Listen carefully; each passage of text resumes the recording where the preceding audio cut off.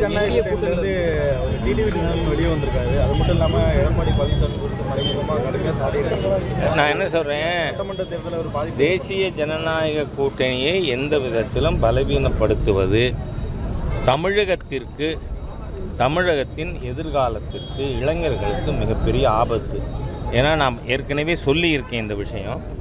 முன்னையெல்லாம் நார்கட்டிக் infested ஸ்டேட்னா number 1 Punjab. இன்றைக்கி எது? தமிழ்நாடு.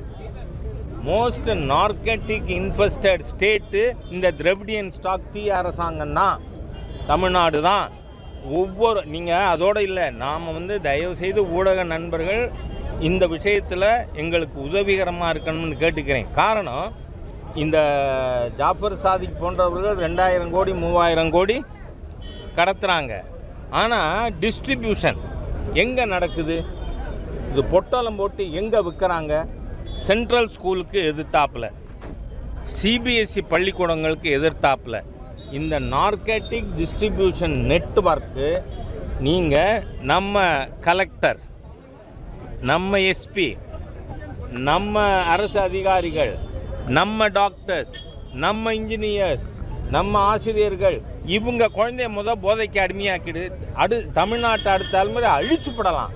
தமிழ்நாடுமே இருக்காது. அதுக்காக நடக்கிறது. இதை கொஞ்சம் கூட கட்டுப்படுத்த வக்கில்லாத, துப்பில்லாத, திறமை இல்லாத, திராணி இல்லாத அரசாங்கம் ஸ்டாலின் கவர்மெண்ட்.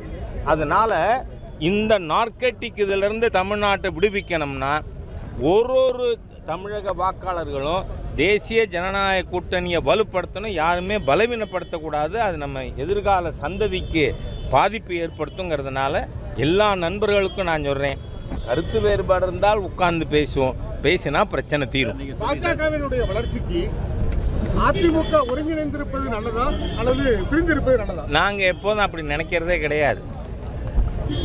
பிஜேபியின் வளர்ச்சிக்கு பாரதிய ஜனதா கட்சியின் சித்தாந்தமும் மத்திய அரசாங்கத்தின் செயல்பாடும் எங்களுடைய உழைப்பு, இதுதான் காரணம். நாங்கள் அடுத்தவர்கள் இந்த பக்கத்து வீட்டுக்காரன் பலவீனமானால் நான் பணக்காரன் பேசுகிற மாதிரியான ஒரு கண்ணோட்டம் பிஜேபியில் யாருக்குமே கிடையாது. டிஎம்கே அலையன்ஸ் ரொம்ப ஸ்ட்ராங்காக இருக்குது சார், உடையமா சார்? இந்த அலையன்ஸுக்கு நான் உங்களுக்கு ஒரு விஷயம் சொல்கிறேன். ஒரு முறை கர்நாடகாவில் திரு ராமகிருஷ்ண ஹெகடேக்கு பெரும்பான்மை இல்லை. அப்போ பிஜேபிக்கு 44 எம்எல்ஏ நாம் ஆதரித்தோம். வந்தார் அவர். ஆனால் ஒரு வருஷத்தில் என்ன பண்ணார்? சட்டசபையை கலைச்சிட்டு தேர்தலுக்கு போனார். பிஜேபியோட கூட்டணி வைக்கலை. பெருவாரி வாக்கு அவருக்கு போச்சு. நீங்கள் கூட்டணியில் எவ்வளவு கட்சி, உதாரணத்துக்காக சொன்ன ஹெகடே எக்ஸாம்பிள். அதனால் கட்சிகள் எத்தனை இருக்குங்கிறது இல்லை.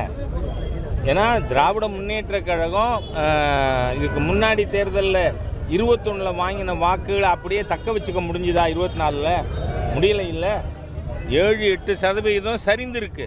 அது மாதிரி இன்னொரு 8% சரிஞ்சால் முடிஞ்சு போச்சு கதை. அதனால் தேங்க்ஸ்.